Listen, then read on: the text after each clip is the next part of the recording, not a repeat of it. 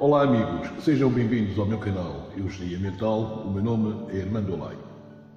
Ora, segundo o velho ditado, todos os caminhos vão dar a Roma, e isso parece confirmar-se na maioria das festividades religiosas.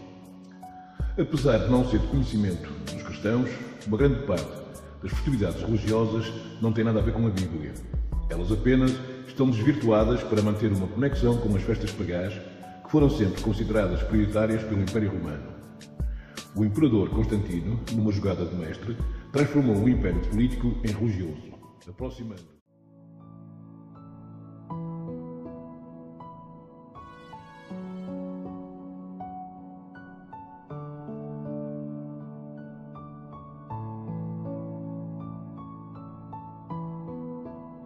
Ora, meus amigos, eu vou-vos falar então sobre Corpus Christi.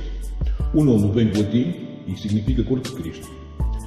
É celebrado 60 dias após a Páscoa, que pode ir entre 21 de maio e 24 de junho.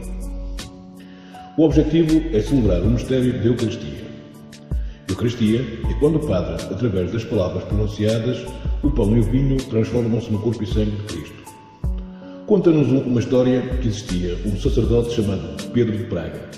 Ele vivia angustiado por duvidar sobre a presença de Cristo na Eucaristia. Então decidir a peregrinação ao túmulo dos apóstolos Pedro e Paulo em Roma, para assim pedir o dom da fé. Mas, ao passar por Bolsena, na Itália, enquanto celebrava a missa, é novamente acometido da dúvida, e na hora da consagração veio-lhe a resposta. A hóstia branca transforma-se em carne viva, respingando sangue, manchando o seu corpo e as toalhas do altar, sem, no entanto, manchar as mãos do sacerdote. A parte da hóstia, que estava entre os seus dedos, conservou as mesmas características. O Papa Urbano IV pediu que os objetos fossem levados para a cidade de Orvieto, numa grande procissão. Quando o Papa encontrou a procissão à entrada da cidade, pronunciou diante dos objetos as palavras Corpus Christi. E a festa de Corpus Christi é decretada por bula papal em 11 de agosto de 1264. E tem como finalidade pedir perdão a Jesus Cristo pelos insultos, ofensas cometidas pelos ateus e protestar contra as heresias. Ora, heresia eu entendo pelo pensamento contrário à doutrina estabelecida.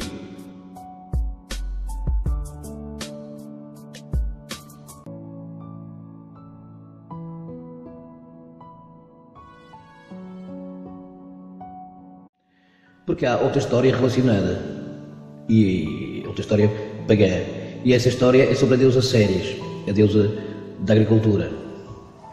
Ela tinha 12 deuses menores que a assistiam e estavam encarregados de cuidados específicos da lavoura. Consta-se que a deusa Ceres era adorada como a descobridora do trigo, e então era representada como uma espiga de trigo nas mãos, que correspondia à deusa mãe e o seu filho. O filho de Ceres, que se encarnou no trigo, era o deus Sol.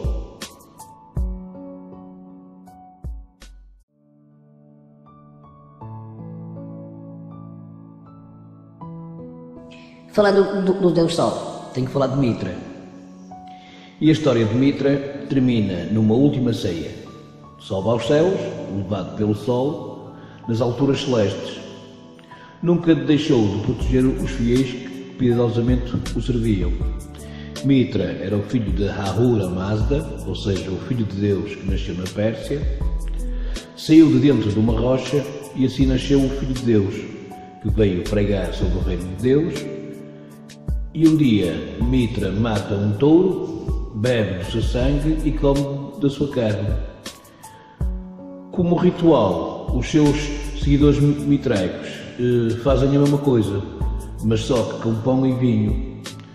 Portanto, todas as vezes que alguém se reúne para comer pão e vinho, que a Igreja Católica chama de Corpo de Cristo, no meu entender está a celebrar o touro de Mitra.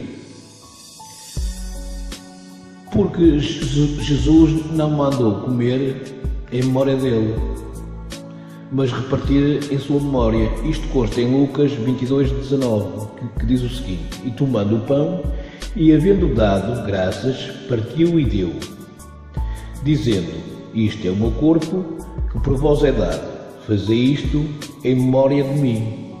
Portanto, aqui eu não encontro a palavra comer.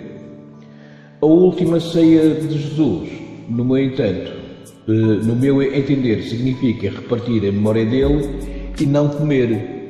Ou seja, quando falamos dele, comemos dele na sabedoria. Quando anunciamos a doutrina dele, bebemos do seu sangue na sabedoria.